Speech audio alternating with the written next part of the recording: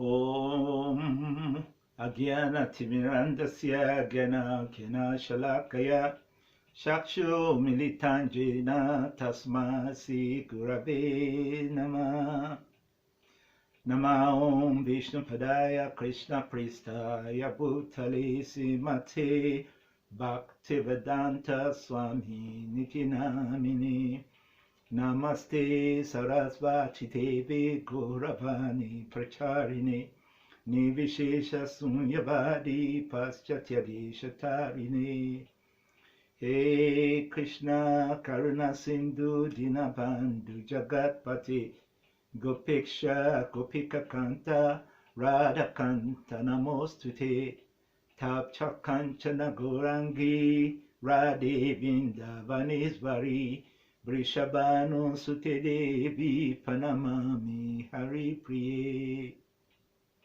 Jaya Sri Krishna Chaitanya Prabhu Nityananda Shri Advaita Gadadara Sivasati Gaura Bhakta Vrinda Hare Krishna Krishna Krishna Hare Hare Hare Rama Rama Rama Hare Hare.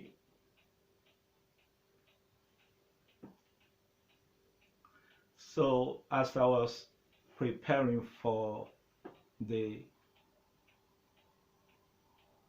part 2 in this series of talks on the heroine of Krishna consciousness, I was torn between the decision of titling this talk as part 2 of the series of talks on the unsung heroine of Krishna consciousness. The unsung heroine of Krishna consciousness is a talk series that attempts to spotlight the contribution of women who have contributed in a major and very significant, outstanding way to the evolution of Krishna consciousness, to the expansion, the progress of Krishna consciousness. And so today this talk is about one of such women.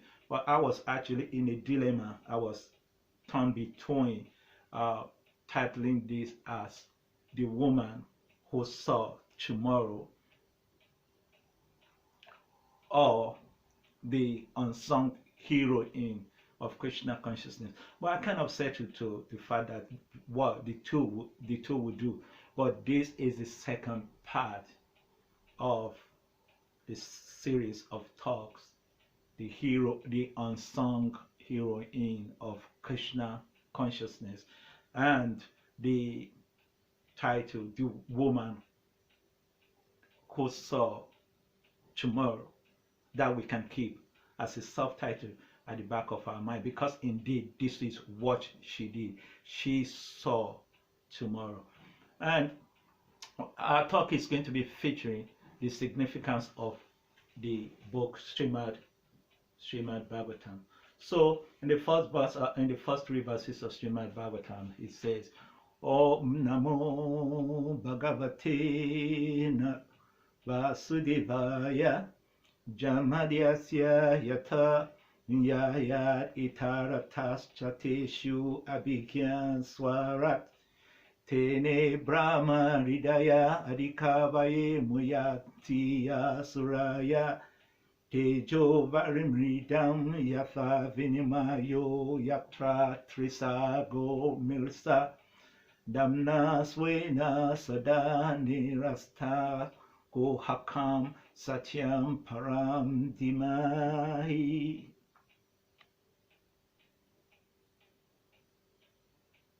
Dhamma projita kaitavotra paramo nirmat saranam satam vedyam vastavam atravastu shivedam trapa trayumulanam Srimad Bhagavate Mahamuni Kritikim va Pararishwara Sadhyo Rita Varudyate Ta Pratibi Shishubi Takshana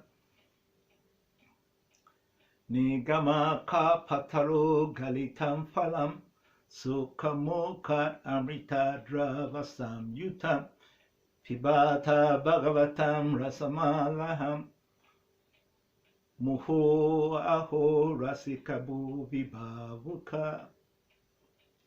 So this verses just recited, as some of you may know, is the, or some of you do know, are the first 3 verses of the Srimad Bhagavatam.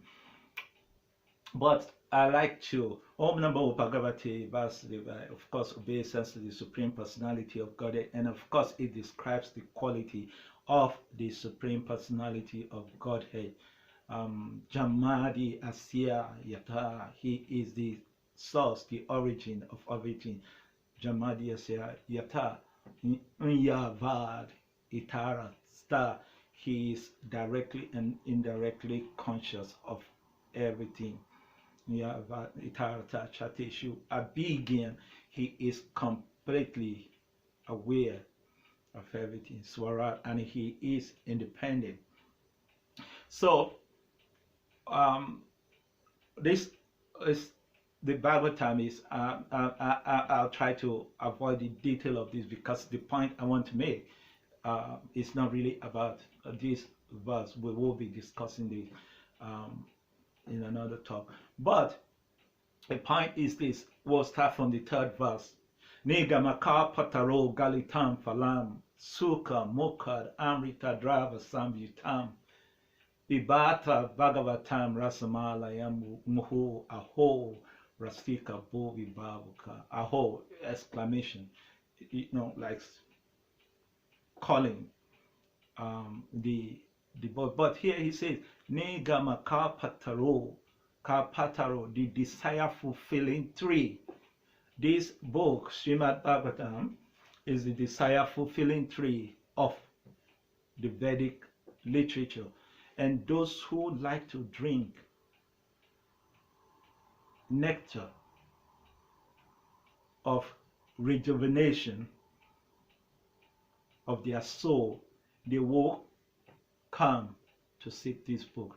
And those of us who have been associating from Srimad Bhagavatam, we know what a jewel this Srimad Bhagavatam is.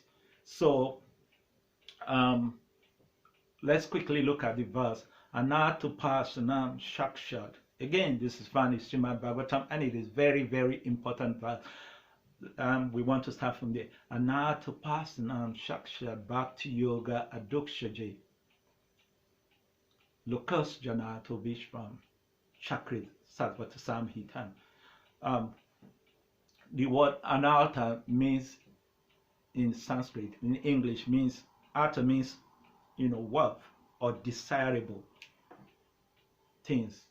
Anartha, those things that are undesirable, right? So remember, in the verse we were reading before, it says Trisa Go Shivedam Trapatrayumulanam. This is the book that has the information on how to solve the 3-fold problems that plagues every human being, and of course, as a collective, problems that are caused by just natural catastrophe, problem arising from our own mind, problem that is caused by other living entities. So we're always constantly in these 3-fold mysteries, and we're always seeking solution. So it says this book. Now, but people do not know, and now to Pashanam Shakshat, but people do not know the Vishwa, the entire world, do not know that the only solution to their problem is Bhakti Yoga. Yoga means union, Bhakti, devotion. Union in devotion with the Supreme personality of Godhead who was mentioned in the first verse as Jamadi, Asiya, the origin, the source.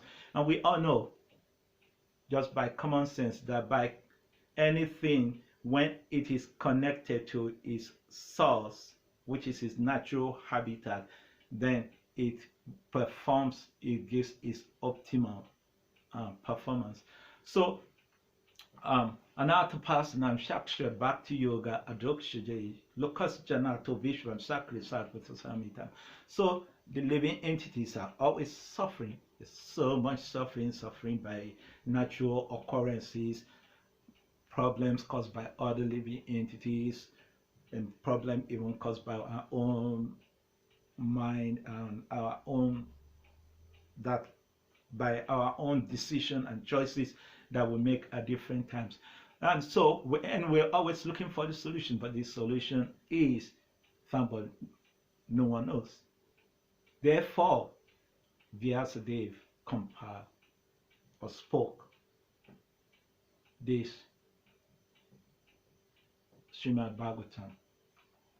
But how do we have the Srimad Bhagavatam? It existed only in the hearts of the sages. Now we have access to Srimad Bhagavatam,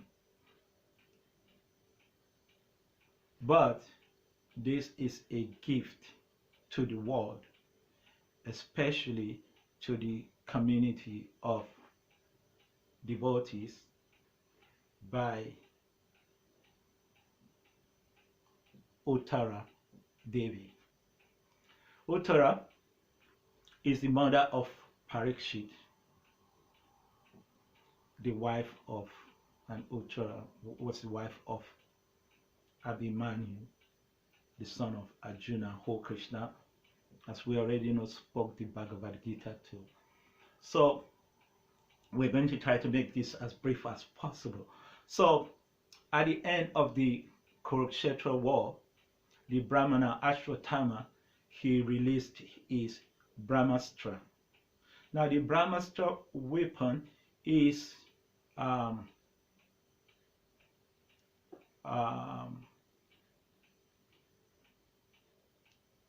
cannot be checked.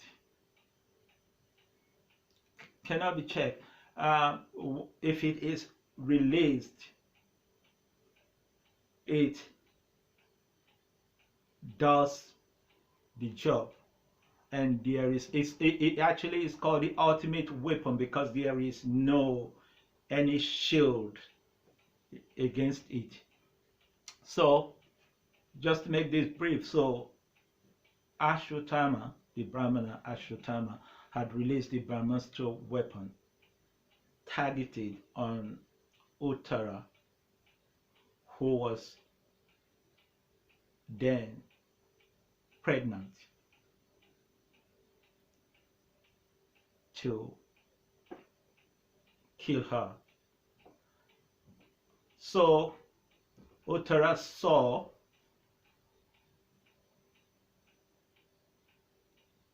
the nature of Brahmastra is it immediately starts generating intense heat. Anyway, so she could immediately identify that, oh, this was Brahmastra, and it was directed toward her. She's very enlightened. So she knew the power of Brahmastra. Brahmastra is unstoppable.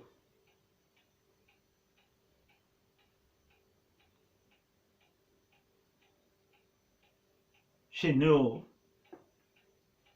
that she was going to have to die, because this is the unstoppable power of the Brahmastra.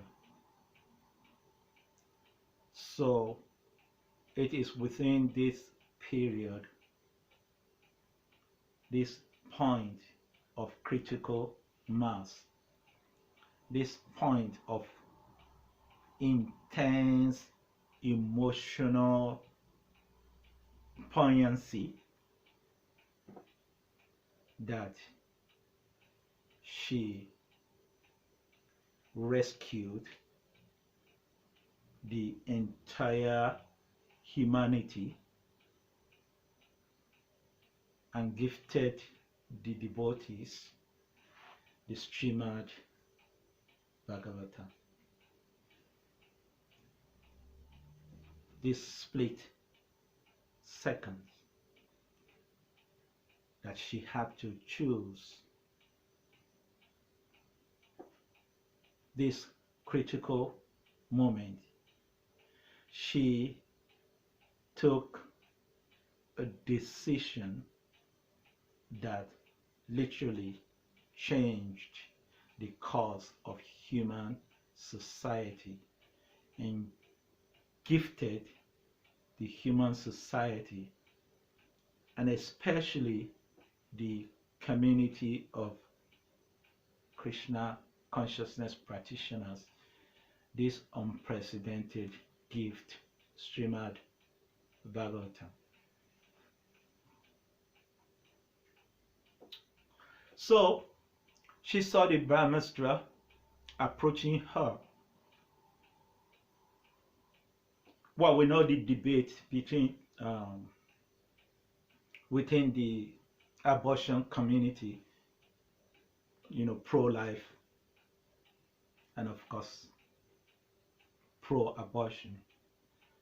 And one point that's always been made, which no doubt is a very vital point in all fairness, is now what should a woman do if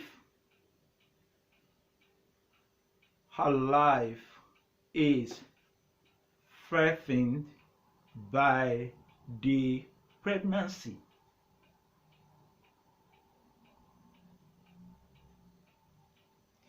When it becomes a matter of her life and the life of the unborn child in her womb.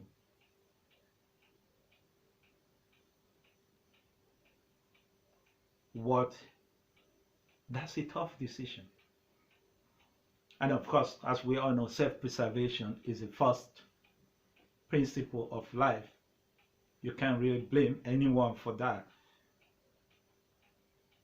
And people have always chosen pregnancy termination. And in one sense, it kind of makes sense that, okay, then, but if I preserve my life, I can always get pregnant again. I can always have another child.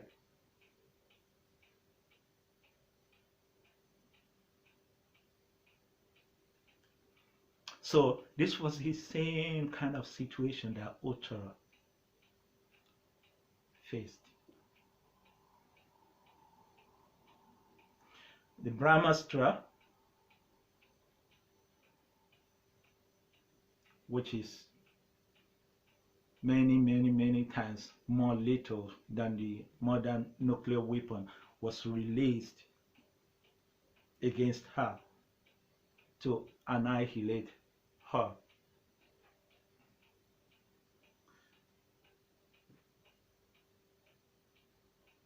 She knew the Brahmastra was unstoppable, but she was pregnant.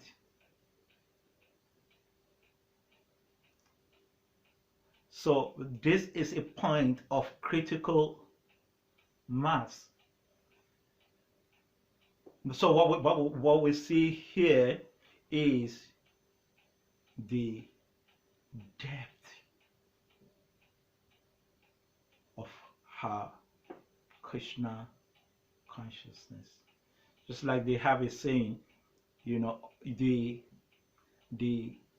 fruit of your bhajan, they have a saying in India actually, the fruit of your bhajan will be shown at the moment of your death.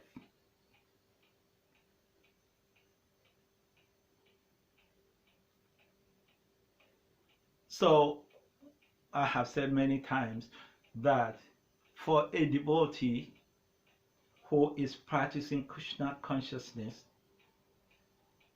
the primary symptom of your advancing in Krishna consciousness or being Krishna conscious or truly associating with Krishna through the chanting of his name, Hare Krishna, Krishna Krishna, Hare Hare, Hare Rama, Rama Rama, Hare Hare.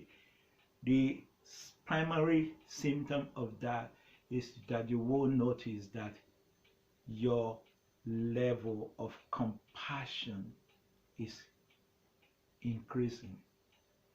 You are developing empathy, because that is the nature of Krishna.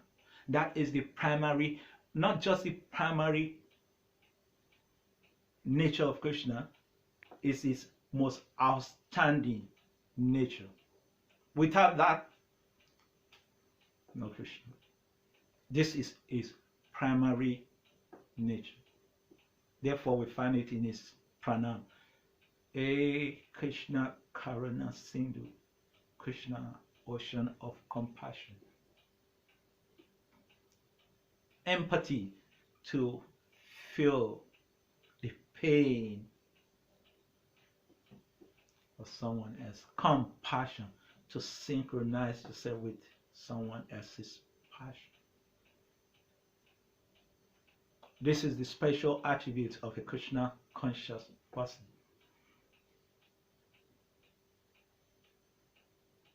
So she saw the Brahmastra coming toward her, and immediately, knowing that the Brahmastra was unstoppable, so at this moment of emotional intensity, at this point of critical mass, Utara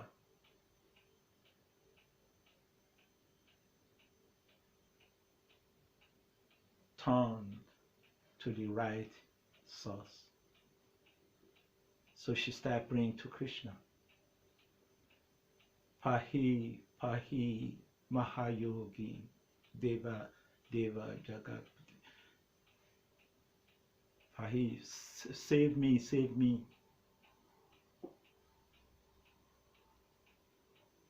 You are the supreme mystic. Yeah, Brahmastra is part, but you are the supreme mystic, Mahayogi.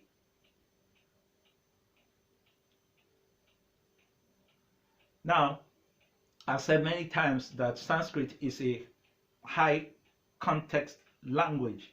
So things are said, but you can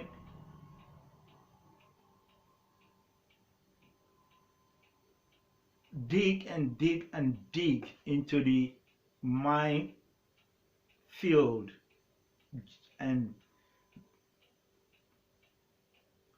bring out the gems in just the apparent words that say. So she just addressed him as Mahayogi.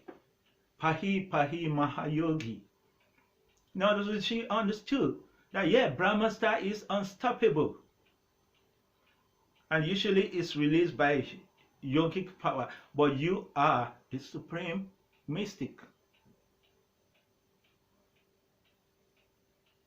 Then Deva, Deva, you are the god of gods. But now, most important, Jagat Pate.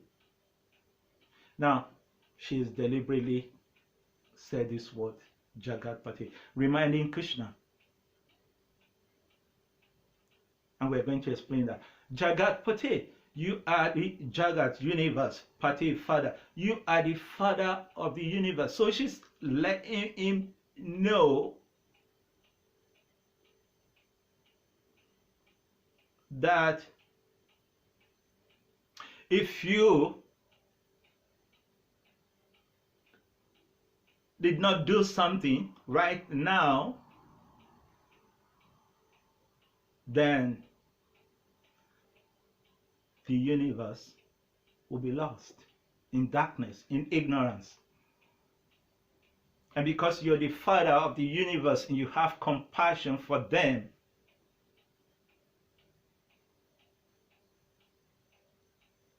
then you have to act now and fast.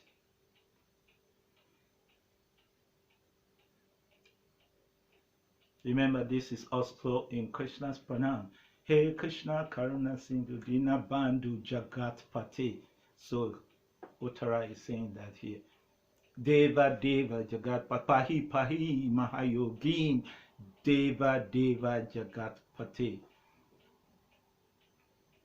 So out of your compassion for humanity,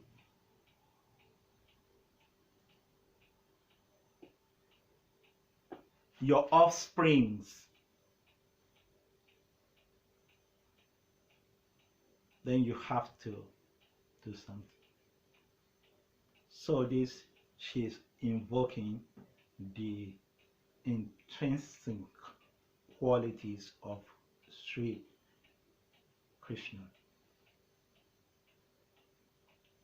Because she could see ahead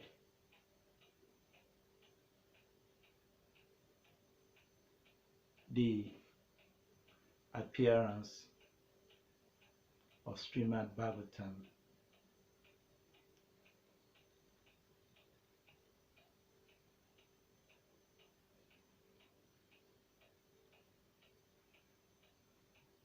Then she continued.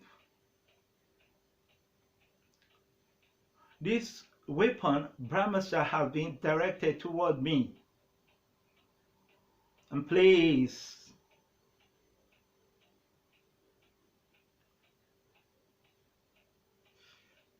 how selfless. Please, if it is your will, let it kill me. She prayed. But only one thing. I pray. Don't let it kill my embryo, the child in my womb. If it's your will, if you so desire, I don't. Again, this is the nature of a Krishna conscious person, a person in Krishna consciousness.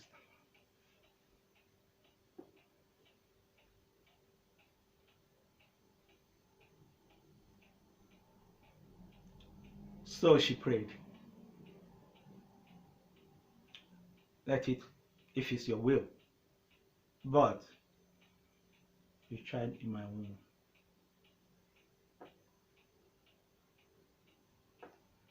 Whoa. Why is she so concerned with the child in her womb? So much that she will pray. She didn't mind her own death, but she was concerned with the child in her womb. Well, look, the joy of a mother is you want to see your child. So even if she was going to die, so what's the point of the child being alive anyway? So why would she pray for the protection of the child at her own expense? Let the Brahmastra kill me. I don't mind, but please, dear Lord, Mahayogi, Supreme Mystic, protect the child in my womb.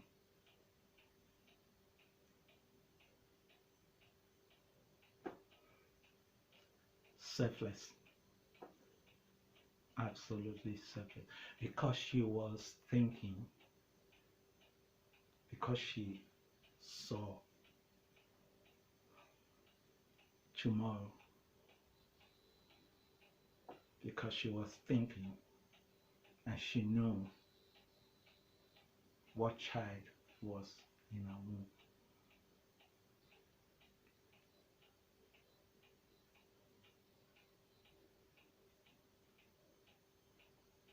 Anyway, Krishna did what Krishna does best, protecting his devotees.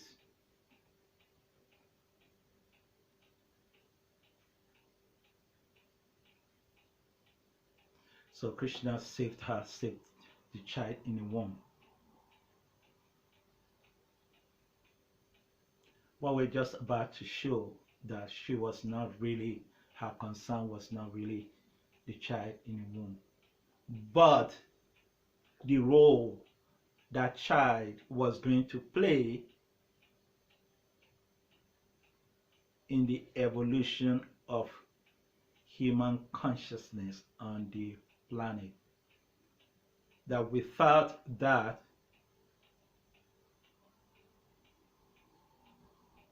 the whole human society will be in darkness.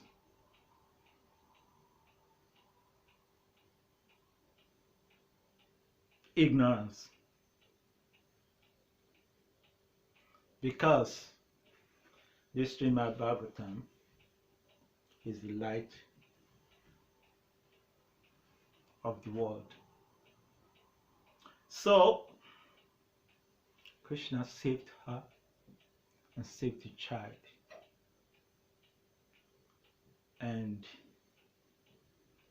this is Maharaja Pariksit, who then grew up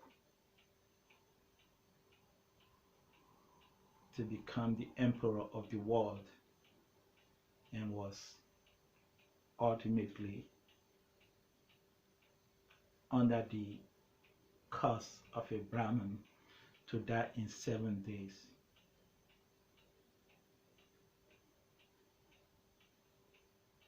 Again, following in the footsteps of his mother, did not sit down to start lamenting his impending death, but he approached Sukadeva Goswami and made vital inquiries about human life from him, from his guru, Sukadeva.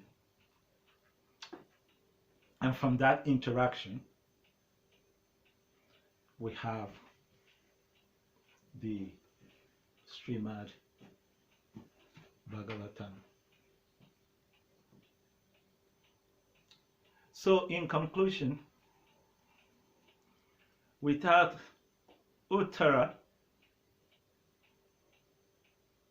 making that decision at this point of critical mass, praying that way to Krishna with empathy and compassion for the human society ahead of time, there will be no basis for Krishna consciousness, and the entire human society will be in a state of stark ignorance and darkness. So she undoubtedly is another heroine, unsung heroine of Krishna consciousness. Hare Krishna.